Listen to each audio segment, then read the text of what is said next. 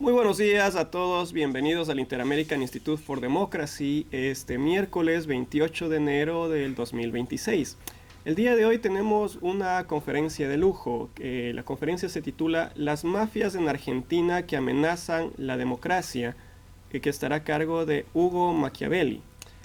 Para empezar, les informo que el Inter-American Institute for Democracy es una entidad privada sin fines de lucro, cuyo objetivo es la promoción y la difusión de los valores de la libertad, la democracia, los derechos humanos y la institucionalidad en las Américas.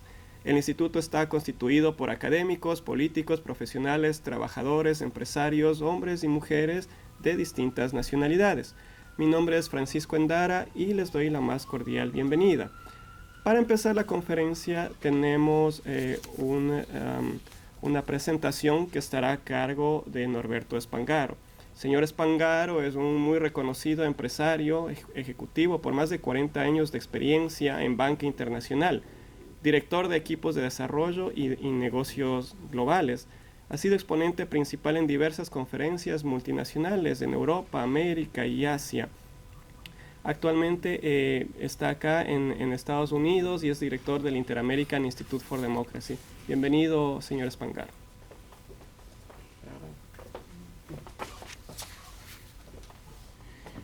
Muchas gracias, Francisco.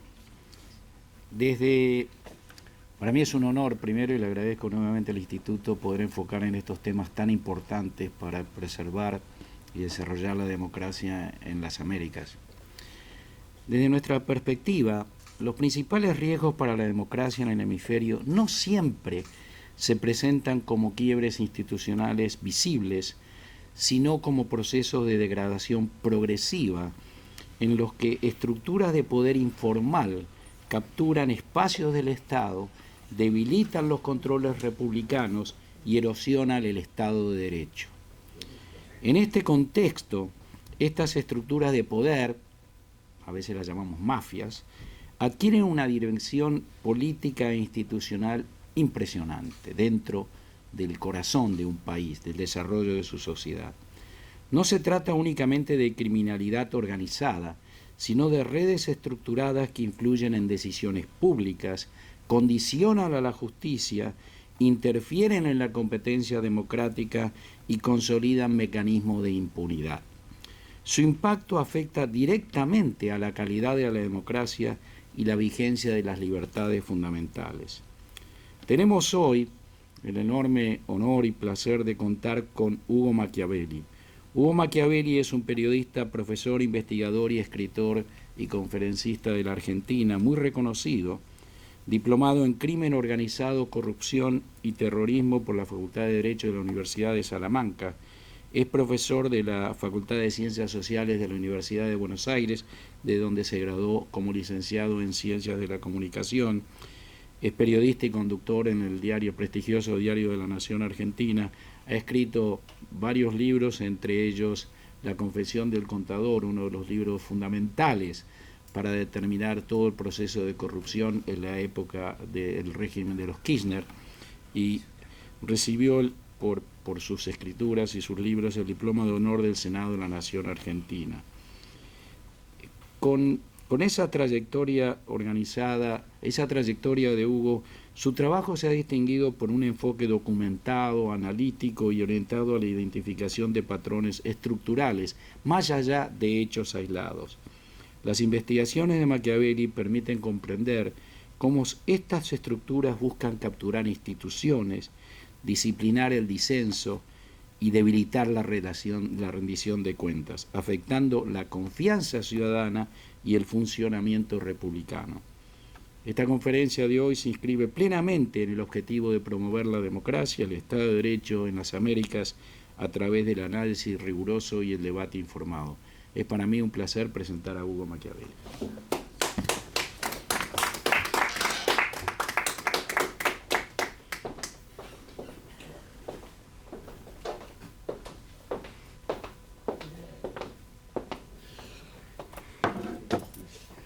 Bueno, muchas gracias. Es un honor para mí estar una vez más en este tan prestigioso instituto para la democracia. No son muchas las instituciones que dedican su trayectoria y su tiempo a justamente a establecer los valores que se pierden por lo que ahora vamos a desarrollar, ¿no? Lo que Carlos Berzaín, como director y por supuesto como parte de un equipo que también encabeza Omar Regalado, con Beatrice y todos los que participan desde hace mucho tiempo en esta institución, se dedican a restablecer, que es la moral de nuestros pueblos, tan decaída por una trama que intentaremos también conversar y analizar.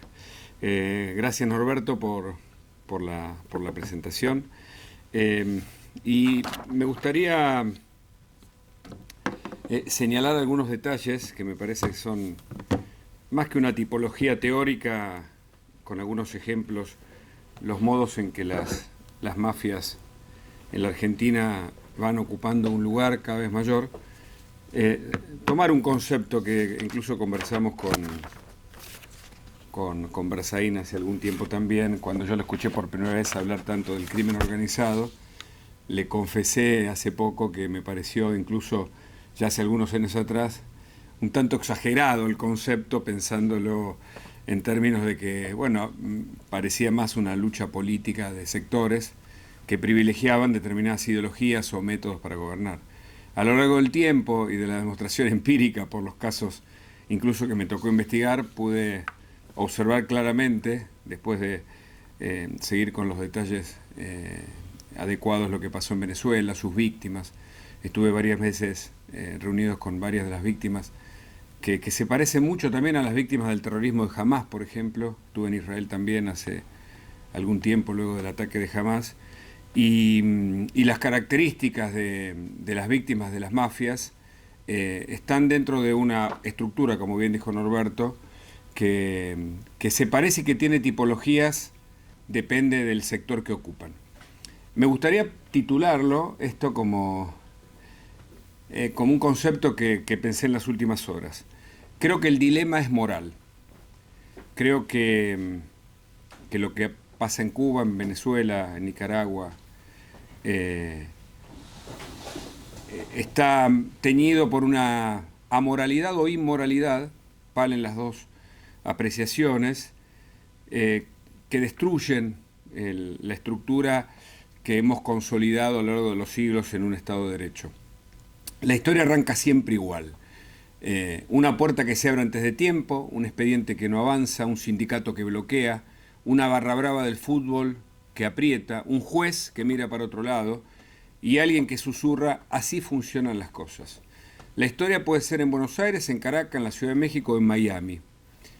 Un trabajador chico, un trabajador mediano, un empresario que pierde contra una red invisible que no aparece en los discursos de quien decide quién gana y quién no.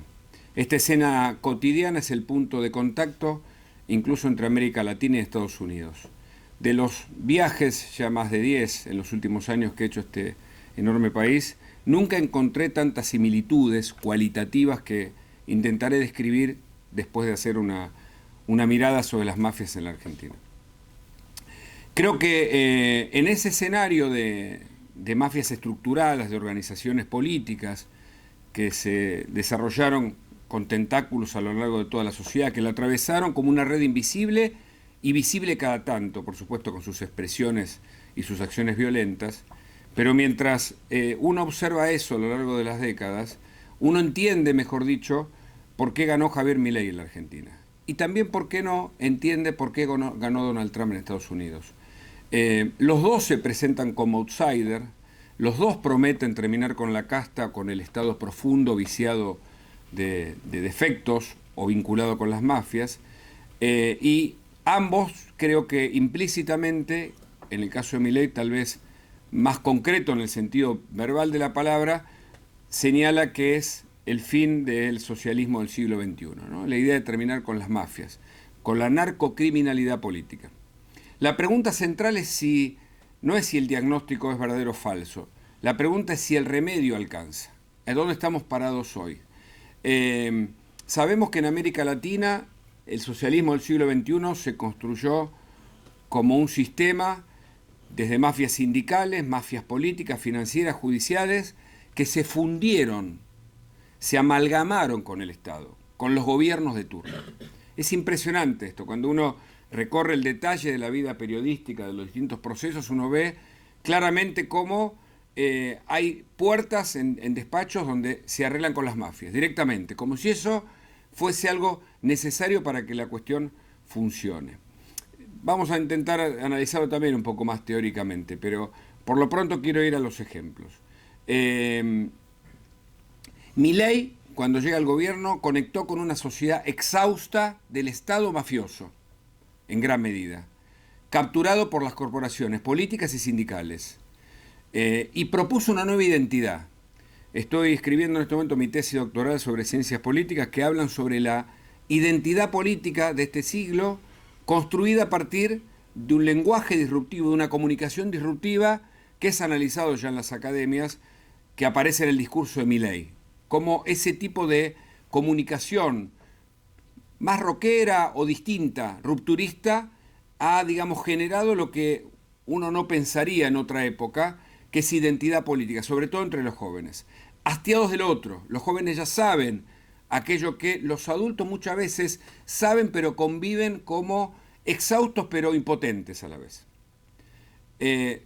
Parece que en algún momento se enfrentara ahora en otro siglo, en otra versión, la idea de esta democracia directa contra grupos mafiosos. Esta es la discusión.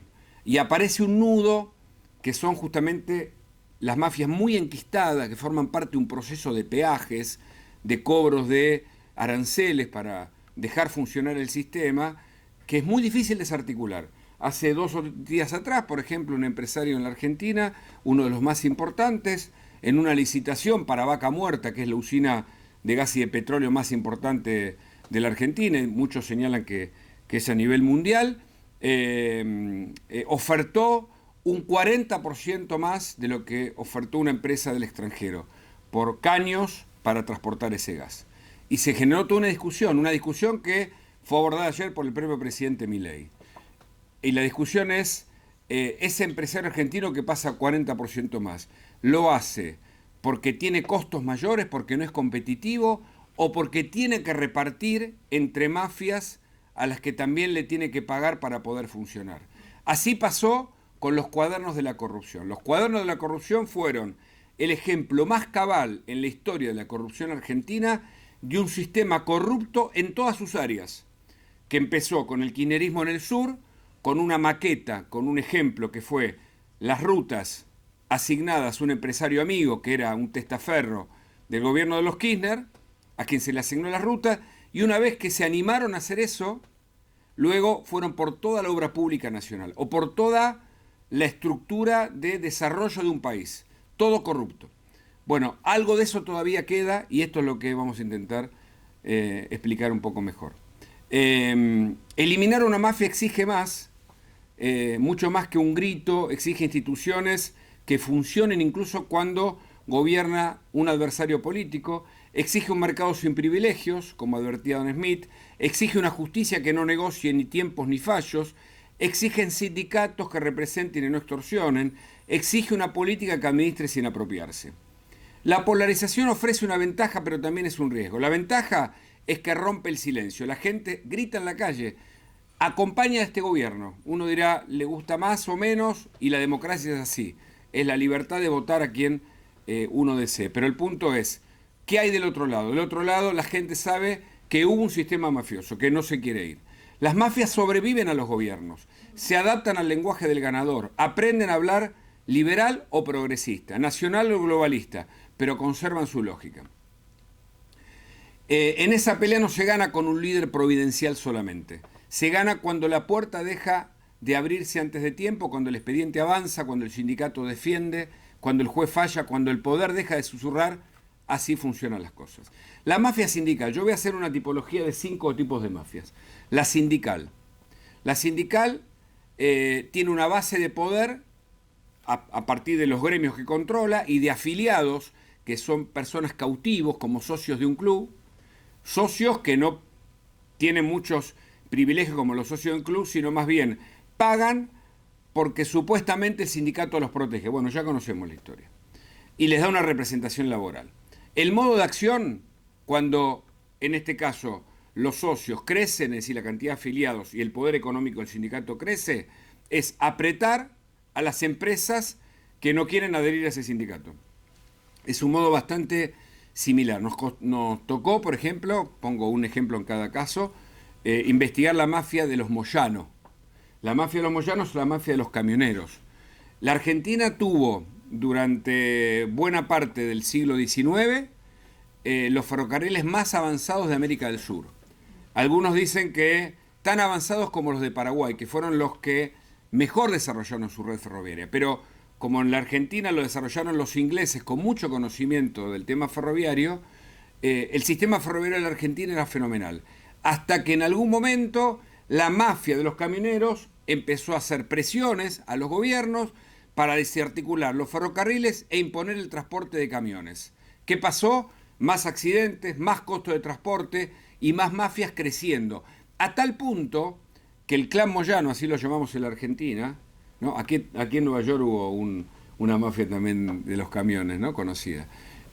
A tal punto que esa mafia de los camiones generó un pulpo empresarial. Hoy son mega empresarios. La lógica del sindicato funciona como una empresa de servicios políticos que negocia, escuchen esto, paz social a cambio de privilegios. Es decir, yo te controlo a esta tropa, te controlo a esta cantidad de afiliados, te controlo a quienes puedo manejar en las calles y de ese modo puedo darte cierta paz. La defensa del trabajador queda desarticulada, la libertad de quien puede defenderse por sí mismo queda supeditada bajo o subordinada bajo el negocio de la conducción de la mafia sindical. La mafia política, yo creo que esta es la más arraigada a lo largo de las décadas y es la más difícil, incluso la que más le está costando a la administración Milei de cara a las reformas que se van a plantear en estos días en el Congreso de la Argentina. La base de poder, cargos públicos y control del Estado. Es decir, en la provincia de Buenos Aires, Axel Kicillof es el gobernador, tiene un ejército de personas a las que le da trabajo. Y ese ejército de empleados públicos no para de crecer. Y por supuesto es plata que como no tiene, porque no le alcanzan los fondos que él administra, se endeuda para poder tener más empleados públicos. Los servicios de seguridad, de justicia, de salud, están por el piso. Sin embargo, él sigue contratando gente. ¿Para qué? Para tener un ejército, para tener los famosos militantes. La lógica, el Estado es botín y es escudo de impunidad. Articula con otras mafias, y ahí tenemos, hago una salvedad, como él con las empresas del Estado bonaerense puede dar puestos a líderes clave, por ejemplo, no sé, estoy pensando en líderes del fútbol. El SEAMSE, la empresa más importante de limpieza y sobre todo la que actúa en la provincia de Buenos Aires, y quien está como vicepresidente, Chiqui Tapia, que es el presidente de la Asociación del Fútbol Argentino. Como para decir que se reparten esos cargos de todas las administraciones del sector público de la provincia de Buenos Aires bajo esa articulación de construcción de poder, de negociar no la mejora de los servicios, sino de cómo se puede contener y tener un rédito personal. La mafia barra brava, nos metemos en el fútbol, es un tema que he investigado desde hace mucho tiempo, incluso metiéndome entre las barra bravas a mucho riesgo para contar en detalle y mostrar a través de las cámaras y de las crónicas cómo funcionaban inicialmente. Bueno, funcionan como grupos de tareas, como grupos de personas, de patotas, organizadas que van hoy para defender un equipo de fútbol, mañana van para la política partidaria de un sindicato, es decir, son una suerte de mano de obra organizada y empoderada a fuerza de puños y de armas que son capaces de controlar un territorio. Articulan en usurpaciones ilegales, funcionan a una línea telefónica que es contratable bajo este sistema mafioso, porque el sistema mafioso atenta contra la democracia porque no sigue las reglas de la democracia. Porque en las reglas de la democracia se gana por el voto popular y eventualmente hay una representación. Acá la representación es del mafioso que tiene más poder y más control, el que es capaz de movilizar más voluntades, el que es capaz de negociar con, digamos, los sectores políticos de turno para obtener sus beneficios. El modo de acción es la intimidación física, la extorsión, los servicios de choque, la lógica de la violencia como capital político y económico. Funciona como brazo armado informal de otros poderes, esto que decíamos. Tercera, mafia financiera, muy de moda por estos días. Siempre presente, más sutil, de saco y corbata, hay que decirlo. No son ni grandotes ni van con armas en la cintura, pero tienen todo tipo de armamento. Tienen un poder económico capaz de comprar todo tipo de voluntades. En la mafia financiera podemos incluir las que aquí se menciona permanentemente, la del Castro chavismo narcoterrorista, porque es la misma que si tarde o temprano Maduro decide colaborar con el gobierno, va a destapar la gran olla de cómo se articuló un sistema de socialismo del siglo XXI, poniendo cada uno de los presidentes en cada país a partir del dinero que se recaudaba en cada país por medio de las mafias. Es decir, cuando me tocó escribir el libro de la confesión del contador de los Kirchner, Víctor Manzanares, él me contó cómo recaudaban esos miles de millones de dólares. Daniel Muñoz, quien tuvo cantidad de propiedades aquí en Miami, en Nueva York y en otros lugares, secretario de Néstor Kirchner, al principio decía que era un dinero como un impuesto que se le cobraba a las patrias. Eso era un textual. Y más adelante le confesó que era para comprar voluntades. La idea del dinero que compra voluntades es un sistema que yo no sé si nació exactamente en Cuba, si nació en Venezuela, si nació en la Argentina, si es el mismo modelo. Lo único que les puedo decir es que cuando la Argentina, en el gobierno de los Kirchner, encubrió a Irán por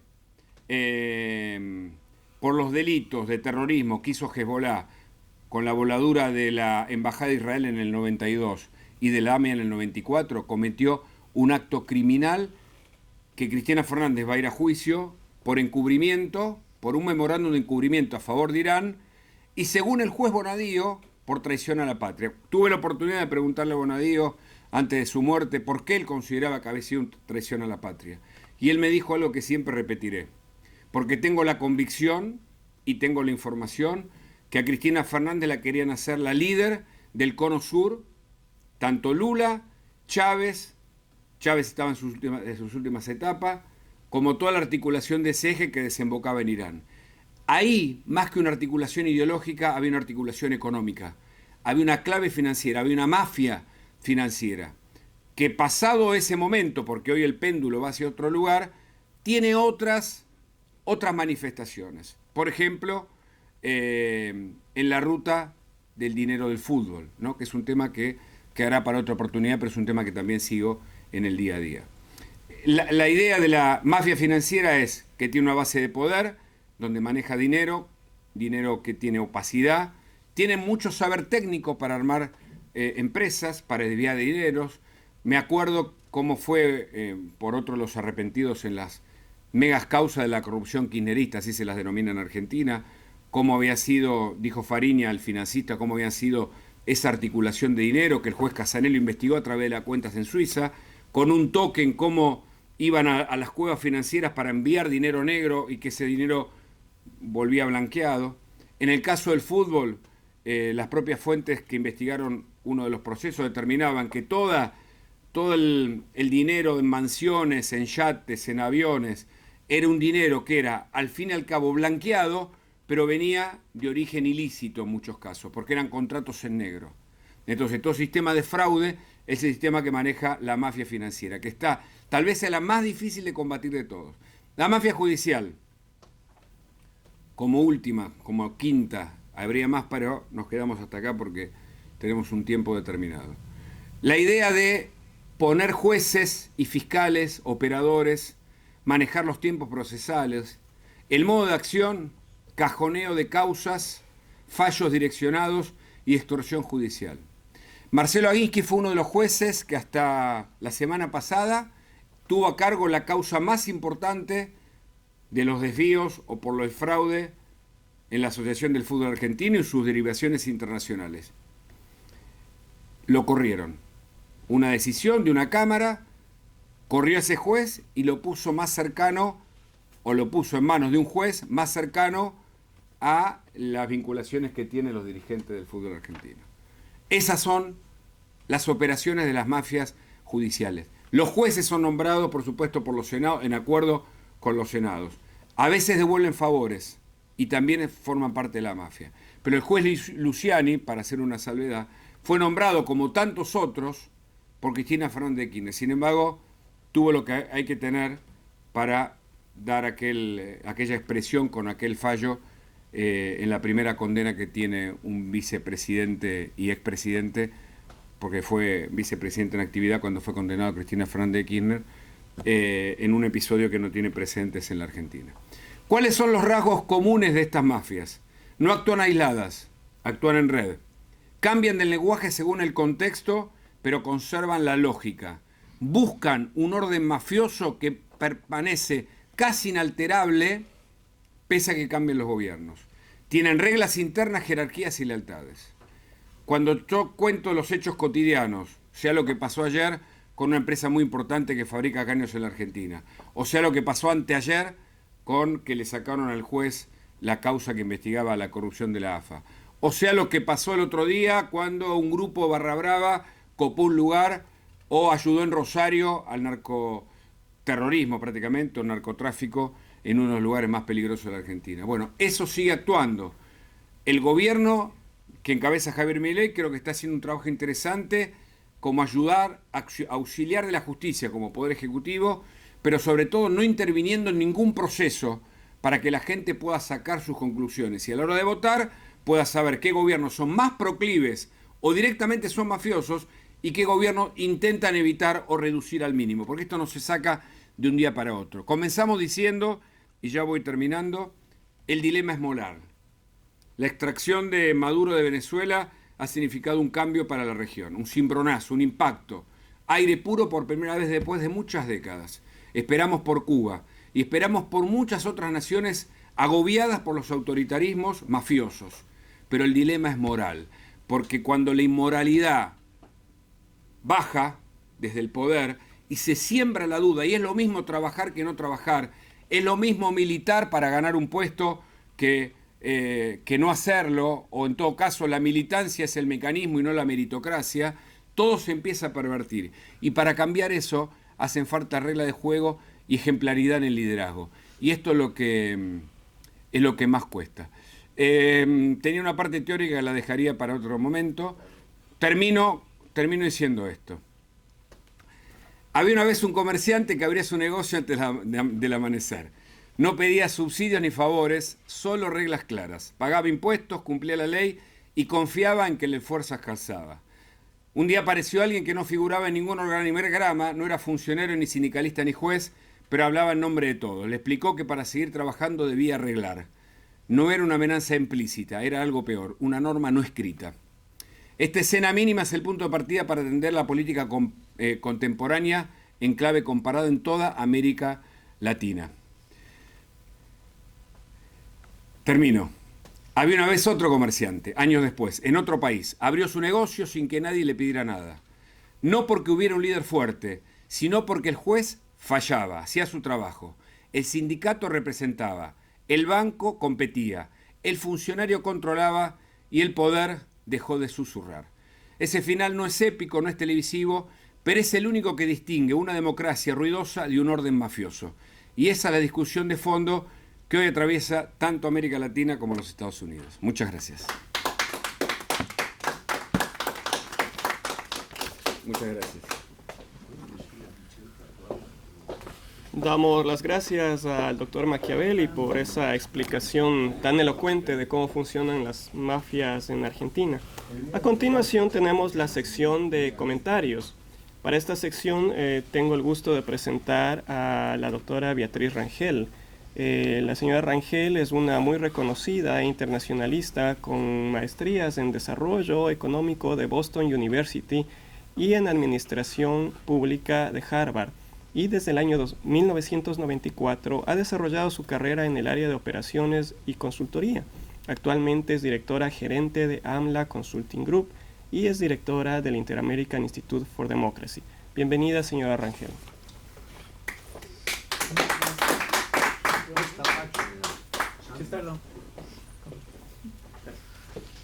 Gracias, Francisco, por esa presentación.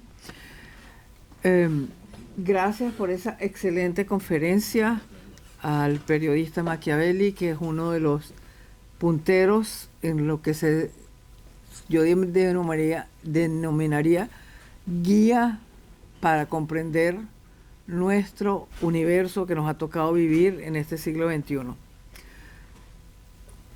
En 1504, cuando estaba a punto de expirar, la reina Isabel de Castilla pidió a su consejero principal que velara por la protección de los indígenas, quienes eran súbditos de Castilla, con iguales derechos y obligaciones que los nacidos en Castilla o Aragón, y clamó por el cumplimiento estricto de las leyes creadas por ella y su esposo Fernando para garantizar el crecimiento armónico y la benevolencia social en las tierras americanas. Este gesto refleja la desesperación de un mandatario ilustrado ante la ausencia de cumplimiento de sus designios por parte de sus empleados. Isabel sabía que las leyes creadas por ella y Fernando eran recibidas por los gobernadores de las Indias con una reverencia, y luego decían: se acata pero no se cumple. Y acto seguido se lanzaban a la conquista de las tierras y de los seres humanos sin mayor escrúpulo. 522 años después estamos en el mismo punto, porque los representantes de sus majestades católicas establecieron en las Américas sociedades feudales que aún perduran en nuestras tierras, y aun cuando han mutado para adaptarse a las circunstancias del devenir latinoamericano, continúan siendo la más grande barrera para el progreso de la región. Para ilustrar por qué estas sociedades, creadas por los segundones de Castilla y Aragón, son un obstáculo al desarrollo de la región, basta con describir sus rasgos fundamentales. ¿Cuáles son? La tierra es acaparada por minorías. Así, en Colombia se exhibe un esquema de posesión de la tierra en el cual el 2% de la población es dueña del 85% de las tierras fértiles. En el Perú, el 5% de la población posee el 84% de las tierras. En Argentina, el 13% de la población es dueña del 90% de las tierras. El poder político además se ancla en la posición de la tierra y, por ende, este activo es el que transfiere las preferencias sociales. En segundo lugar están las instituciones, que carecen de fuerza política para imponer las reglas del juego. El gobierno se basa en relaciones interpersonales. Las relaciones son personales y jerárquicas, no son burocráticas, como mucha gente cree. El vínculo señor-vasallo sella el destino de la gente, y los derechos y deberes dependen de a quién estés vinculado, no a la ciudadanía, a la ley o a la contribución que el individuo haya hecho a la sociedad. El poder es relacional, no es institucional. Y en tercer lugar, el tercer rasgo es que la autoridad política está descentralizada. No hay un Estado centralizado fuerte. Los jefes de Estado existen, pero el poder está fragmentado entre las élites. Los señores locales ejercen autoridad judicial, militar y fiscal dentro de su dominio. En síntesis, estamos en presencia de estados débiles dominados por élites que claramente tienen designios que no son democráticos, como ya lo explicó claramente el periodista Machiavelli. Es más, él las definió como mafia más que como élite, porque el comportamiento que tienen es más de cosa nostra que de una élite ilustrada, como podríamos pensar que existieron en la época de la Ilustración. Bajo estas condiciones, la economía jamás desarrolla todo su potencial porque no está sujeta a la iniciativa individual o a las leyes de la competencia. Y al no haber competencia, no hay innovación, y al no haber innovación, no se produce progreso. Esto explica la presencia de la economía informal y la perpetuación de la pobreza en nuestros países. Surge entonces la pregunta: ¿cómo salimos de donde estamos? ¿Cómo salimos de las estructuras feudales y las mafias que la acompañan? Una respuesta simple es reformar la Constitución y promulgar leyes que rompan el monopolio de las élites. Pero esto mismo lo hemos tratado de hacer a lo largo de 522 años sin éxito alguno. América Latina está ampliamente considerada por los estudiosos constitucionales como la región que más produce constituciones del mundo, desde la independencia que fue a principios del siglo XIX. Venezuela ha tenido 25 constituciones y cada vez es peor. Ecuador, 20 constituciones. Bolivia, 17. Perú, 12. La República Dominicana, 40. A menudo citan a la República Dominicana como el récord mundial en producción de constituciones. Las razones para este dudoso récord mundial son dos. Uno, las constituciones son utilizadas como herramientas de reinicio político, es decir, se hace un recap de los gobiernos a través de las constituciones. En América Latina las constituciones a menudo se han tratado como uno, instrumentos para legitimar el cambio de régimen, b, herramientas para poder poner fin a guerras civiles o a dictaduras, y c, como mecanismos para refundar el Estado luego de una crisis. Esto es muy diferente a las tradiciones angloamericanas del norte y de Europa, donde las constituciones están diseñadas para darle estabilidad a un juego de la economía y de la política, y son difíciles de reemplazar, porque el marco institucional es sólido y ha sido creado para facilitar el logro de lo que Adam Smith llamara la búsqueda de la felicidad individual. Para lograr esto solo es necesario crear un conjunto de principios que reflejen las aspiraciones de los individuos que conforman una sociedad y difundirlos plenamente. Estos principios deben proteger la propiedad privada en primera instancia, establecer los delitos y cómo castigarlos, y regular la competencia y proteger a la población de agresiones extrañas. Y para que esos principios sean adoptados y nutridos por la población, hay que romper el cerco económico de las élites mediante el libre mercado. No hay tema que le tengan más miedo las élites latinoamericanas que al tema del libre mercado, porque salvo las chilenas, las mexicanas, gracias a un tratado de libre comercio con Estados Unidos, todas las demás no han competido en ninguna parte. Y como no han competido en ninguna parte, pueden extraer rentas monopólicas gracias a los aranceles que las protegen. Entonces, el libre comercio es una garantía de que estas élites, el poder de las élites se va a borrar.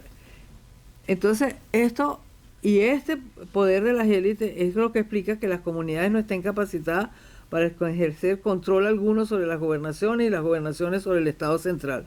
Por ello, yo creo que el reto más grande, junto con el libre comercio, es tomar las estructuras de los estados latinoamericanos e invertirle la pirámide decisional, porque ahorita lo que tenemos es un poder concentrado en un señor feudal que representa a las élites, mientras las comunidades no tienen capacidad ninguna ni de participar ni de decidir el curso.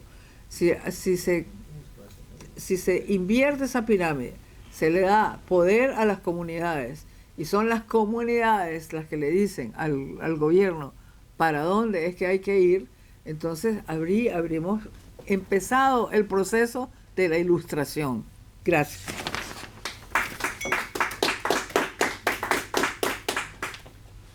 Damos las gracias a la doctora Rangel. A continuación tenemos las palabras del señor Francisco Santos.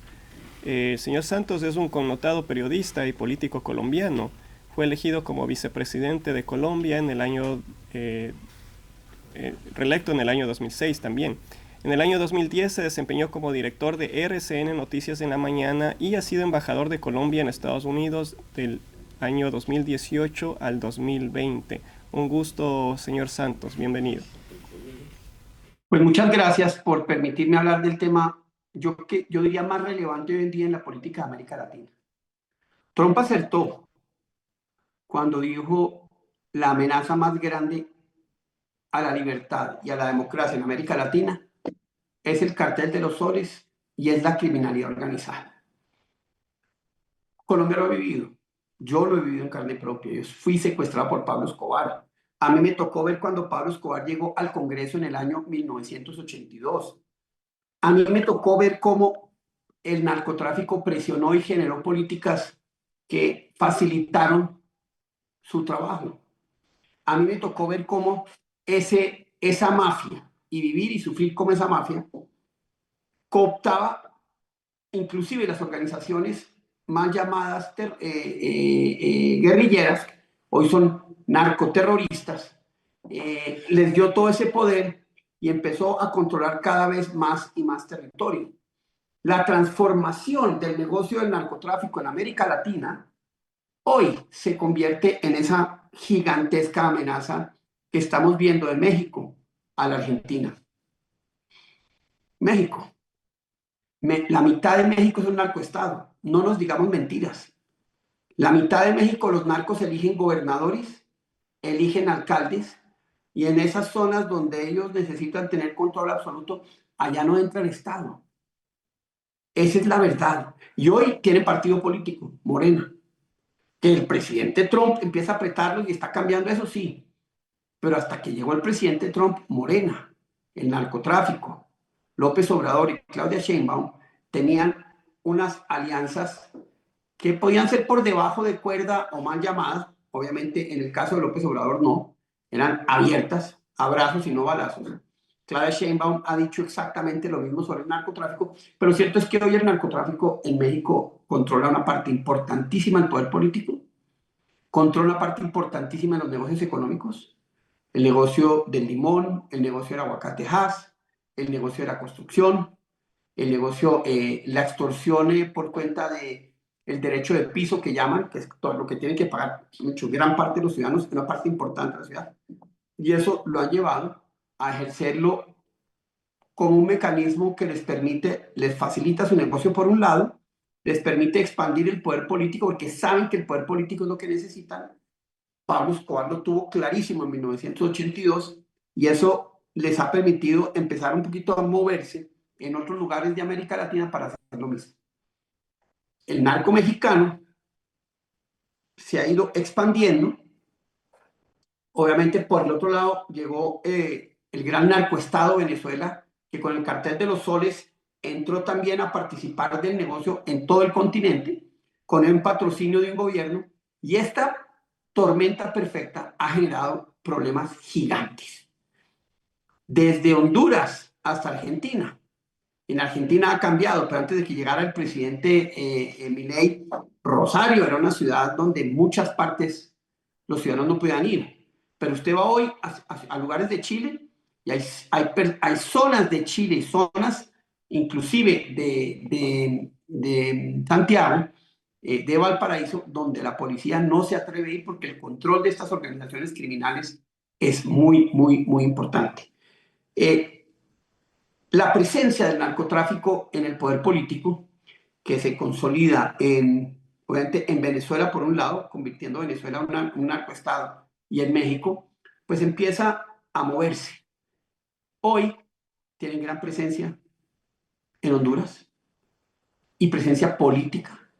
Hoy en Guatemala tienen gran presencia política y tienen gran fuerza.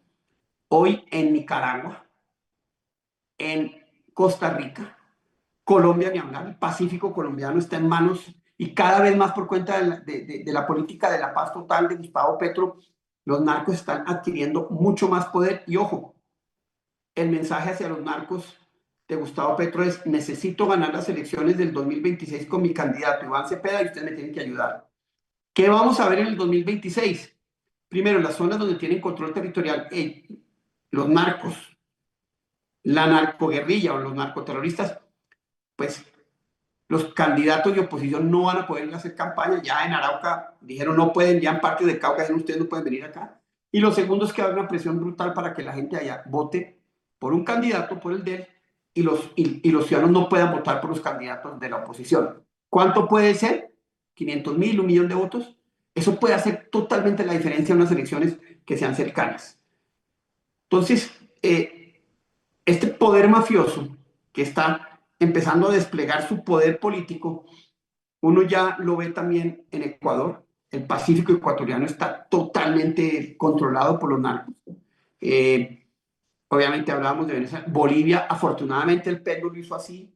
Vamos a ver qué tanto cambia, pero no nos digamos mentiras. Están ahí esperando a ver cómo logran derrotar ese cambio político y volver al poder que tuvieron durante Evo Morales. En Argentina con los Kirchner tuvieron todo el poder y esa mafia de narcotráfico y de otros negocios ilegales tuvo un gran auge durante el gobierno, durante las casi década y media de gobierno de los Kirchner. Entonces, me parece que todo bueno, Brasil, el comando, es que no me acuerdo el nombre, hoy es una organización político-militar manejada desde las cárceles que tiene como base el narcotráfico. Entonces, no hay país en América Latina donde hace poco estuve en Uruguay. Lo mismo me decían, mire los puertos en Uruguay, etcétera, mire la violencia que hay, mire lo que está pasando en Uruguay, un país donde jamás nos imaginamos que el narcotráfico pudiera empezar a tener la presencia que hoy tiene y que esta empezara, digamos, a generar un escenario político distinto.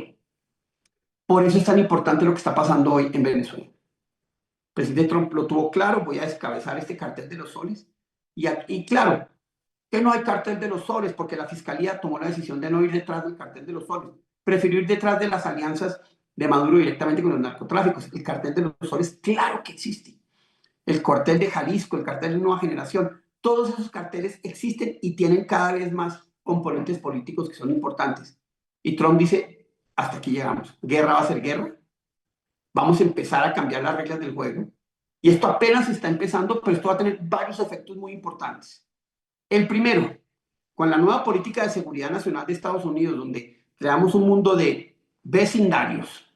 El vecindario del hemisferio occidental, América, toda la América, desde Canadá hasta la Patagonia, pues va a poder empezar a generar políticas de coordinación contra el narcotráfico, cosas que antes era imposible. ¿Y por qué? Porque Estados Unidos ha convertido eso en una prioridad de seguridad nacional. No es una guerra contra las drogas en Colombia, no es una guerra contra las drogas en México, no, es una guerra contra las drogas en todo el continente porque es la gran amenaza a los valores, a la estabilidad y a lo que debe convertirse en América Latina, en ese nuevo modelo de mundo, en una gran zona de desarrollo. Entonces, hay inmensas oportunidades para lo que viene. Tenemos que tener claro que si vuelve a haber un plan Colombia, no es un plan Colombia solo para Colombia, que tiene que ser regional, subregional, que necesita cooperación de aquí y de allá, para que no nos pase lo que pasó con Ecuador. Cuando llegamos al poder en Colombia, habían 180.000 hectáreas, año 2002, de coca. En el año 2010 habían 78.000, llega Juan Manuel Santos al gobierno y bajan a 44.000. Y en el año 2013, en un acuerdo con las FARC, desmontan la política antidrogas. ¿Qué pasó? Subimos a 200.000 hectáreas. Gran parte de esa coca se volvió al Cauca, al Putumayo y a Nariño, la gran zona fronteriza con Ecuador. Esa gran zona fronteriza con Ecuador, obviamente empezó a mover coca que se movía hasta Guayaquil, por Guayaquil salía, y Ecuador, que eran los países más tranquilos del continente, en 5 años pasó a ser uno de los más violentos. Guayaquil llegó a tener cifras de homicidios casi tan altas como las de Medellín, y eso muestra cómo lo que usted hace o las decisiones que usted toma en un país y las equivocaciones que usted toma en un país tienen un efecto en otro. Todavía Ecuador está lejos de poder tener control de esa mafia tan poderosa que hoy tiene, pero con un gobierno en Colombia que colabore, no que permita que la frontera esté libre. Es que la frontera de Colombia no hay un policía. Usted cruza el río y ahí hay policías y militares. Del lado colombiano no hay nada. ¿Y por qué? Zonas de paz total. Entonces, si este nuevo escenario geoestratégico y geopolítico que está creando va a llevar a que los países entiendan, por fin, el riesgo del crimen organizado, porque también tenemos que hablar del oro, también tenemos que hablar de los metales, también tenemos que hablar de otros tipos tenemos que hablar de las mafias chinas que están metidas en América Latina lavando plata a través del contrabando, que toda esa criminalidad organizada hoy ya va a quedar sin el camino tan libre como el que tenían antes. Entonces, eso es una muy buena noticia. Hay mucho camino por hacer, pero no nos equivoquemos, no nos equivoquemos. La gran amenaza a la democracia en la región es la criminalidad organizada. El presidente Trump destapó esa cañería que todos sabíamos que olía mal, pero que tratábamos de tapar como diciendo, no, nosotros no estamos así. Pues la verdad es que el continente hoy tiene una amenaza a la libertad, una amenaza a la democracia y una amenaza a la estabilidad por cuenta de estas organizaciones criminales que en los últimos 10 años, 15 años, han cogido muchísimo poder y Estados Unidos, mientras tanto, miraba para el otro lado, con excepción de Colombia, donde dio resultados, pero cuando llegó un presidente que cambió esa estrategia, pues no hizo absolutamente nada y miren en dónde estamos. Qué bueno poder hablar de este tema ahorita, en este momento tan precioso con lo que está pasando en Venezuela, lo que está pasando en México. Claudia Sheinbaum tiene un discurso hacia adentro y tiene un discurso hacia afuera. Señor El mismo presidente Santos, Petro, un minuto, que ayer decía, liberen a Maduro y que lo juzguen en Venezuela, extraditó a uno de los líderes del narcotráfico que él había frenado la extradición. Entonces, empiezan a haber, digamos, unos cambios que apenas se están viendo, con un elemento que inclusive creo que es importante, y eso casi queda para otra nueva seminario como estos, y es que por primera vez la tecnología favorece a los gobiernos, favorece señor el control Santos, territorial y el le control queda submarino para darle un gran golpe al narcotráfico. Muchas gracias. Damos las gracias a don Francisco Santos, ex vicepresidente de Colombia por 2 periodos. A continuación, los comentarios de cierre estarán a cargo del doctor Carlos Sánchez Berzaín, director del Inter-American Institute for Democracy, abogado, politólogo, ministro de la Presidencia, de Gobierno y de Defensa. Bienvenido, doctor Berzaín. Gracias, don Francisco. La conferencia que nos ha brindado hoy día el periodista argentino y gran latinoamericanista Hugo Machiavelli sobre las mafias en Argentina que amenazan la democracia presentan una realidad que no solamente es argentina, como lo han demostrado los comentaristas, la doctora Beatriz Rangel y el periodista ex vicepresidente de Colombia, Francisco Santos. Las mafias están en todas partes, porque el concepto de mafia es el de cualquier organización de criminales. Una mafia es una organización de gente dedicada al delito como su actividad principal. Jurídicamente se define una mafia como la organización delictiva que pretende conseguir el monopolio de sus actividades en determinada región. Y sus actividades tienen que ver con la operación delictiva de determinada área, sea un área de la política, sea un área del sistema judicial, sindical, deportivo, narcotráfico, etc. Son grupos de crimen organizado las mafias. Y nos ocupamos de la Argentina y hemos invitado al periodista Machiavelli a que haga esta exposición y hable de la Argentina, siendo este un fenómeno de toda la región y de todo el mundo, porque el tema de Argentina importa por la naturaleza y la condición actual del país. Argentina es uno de los 3 grandes países de América Latina. Empezar por orden alfabético: Argentina, Brasil y México. Y los otros 2 países, Brasil y México, están en manos de gobiernos paradictatoriales, sirvientes de las dictaduras de delincuencia organizada transnacional. Y la realidad objetiva de Brasil y México lo muestran. México, gran parte de su territorio controlado por el narcotráfico. Dentro de México hay narcoestados dentro de su organización federal.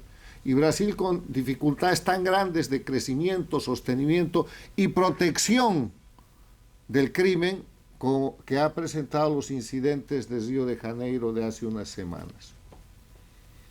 La Argentina tiene una oportunidad. La Argentina no está ni mejor ni peor que México o el Brasil, pero tiene un proceso en el cual se ha producido un cambio de gobierno sostenido, presentado y liderado ahora por un gobierno que defiende la libertad y que ha ido restaurando las condiciones de democracia. La Argentina durante todo este siglo ha merecido atención especial del Inter-American Institute for Democracy y solamente quiero citar 2 trabajos. El año 2022 hubieron muchos otros antes, pero el año 2022, Argentina, Santiago del Estero, estudio de casos sobre el crimen transnacional organizado. El investigador Douglas Farah, citando a Geoffrey Ramsey en el libro El Camino Blanco del contrabando de la cocaína, dice que la Ruta 34, una de las arterias de cocaína más importantes de América del Sur, pasa por Santiago del Estero, que es una provincia calurosa y empobrecida.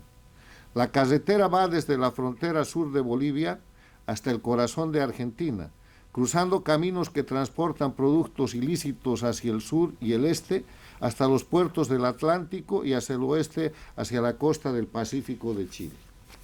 Narcoestado dentro de la Argentina, antes del gobierno de Milei, porque estos narcoestados florecen, se profundizan y se toleran en los gobiernos del socialismo del siglo XXI durante todo el periodo Kirchner, en la Argentina que el presidente Macri no logra desarticular.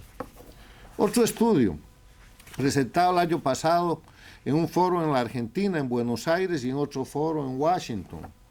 Un trabajo sobre la Argentina feudal, cómo los caudillos provinciales socavan la democracia y el Estado de Derecho. Al presentar este documento, el destacado profesor de la Universidad Internacional de la Florida, Eduardo Gamarra, escribe lo siguiente: este documento ofrece un análisis exhaustivo de 4 provincias, Formosa, Chaco, Santiago del Estero y Catamarca, detallando las complejas dinámicas políticas, sociales y económicas que sustentan la gobernanza local de tipo caudillo.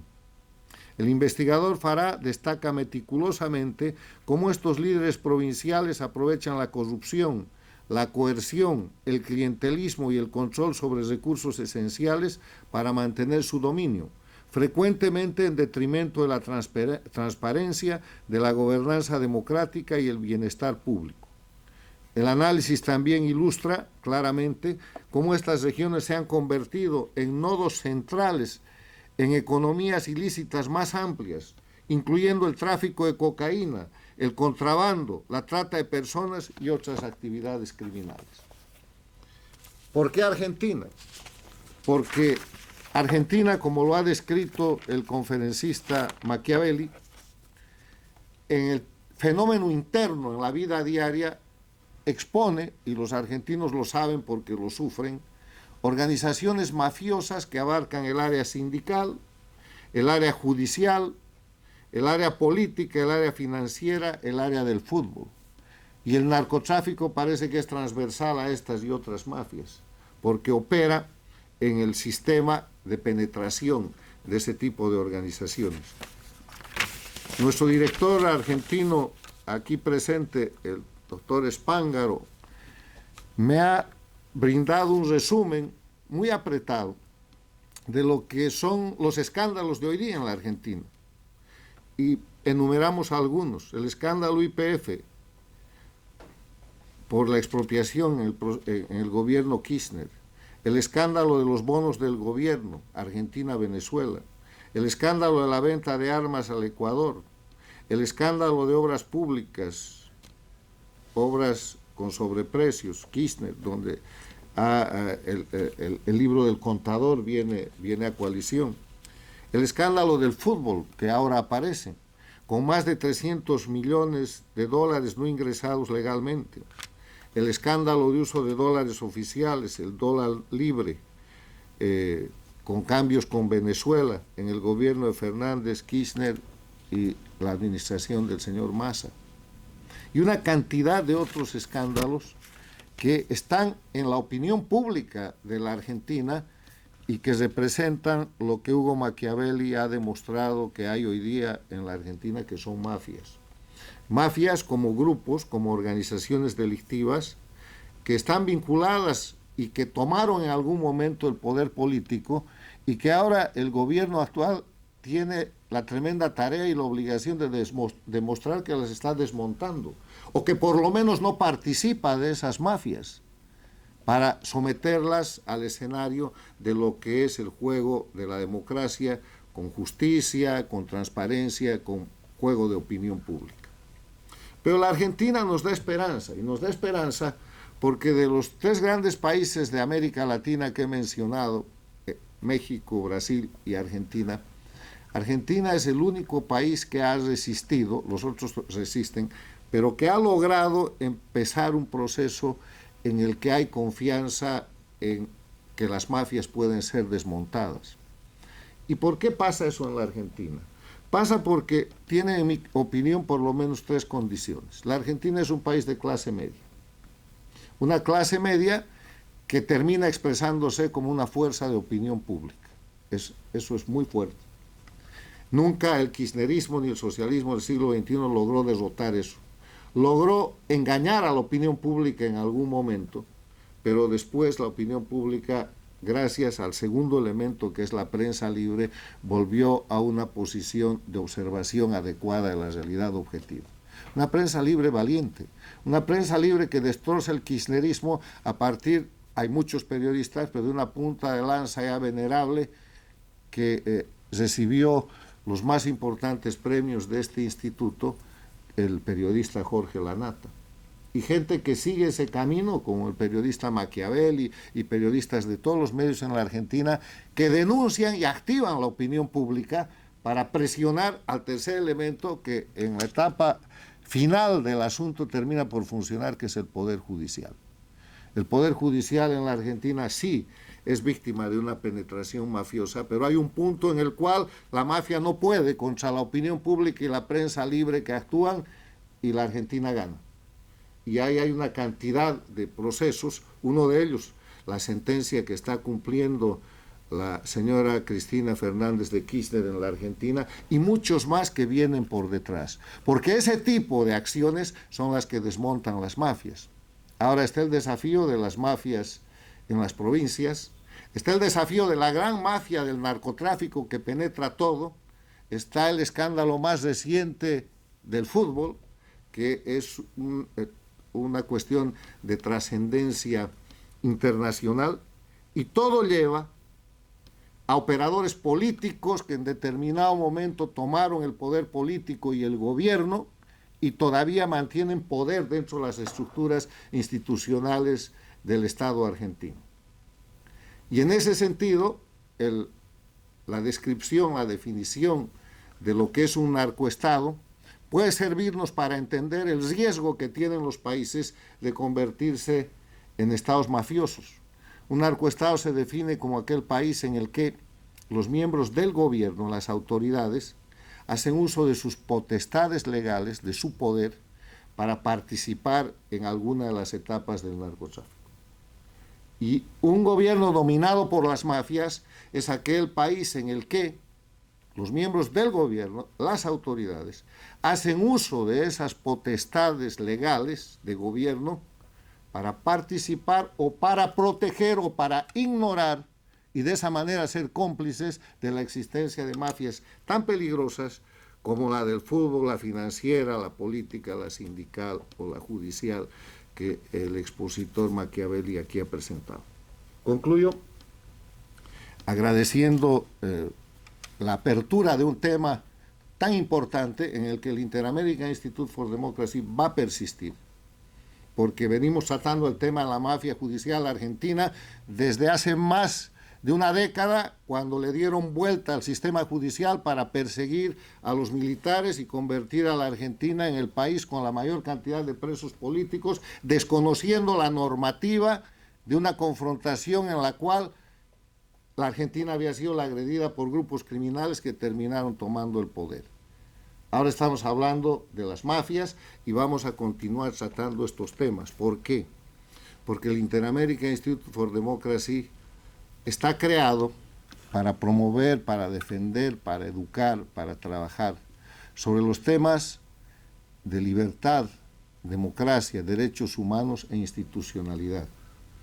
Y las mafias son enemigos de la libertad, el crimen viola los derechos humanos, la criminalidad, el narcotráfico y las expresiones delictivas destrozan la democracia y además matan.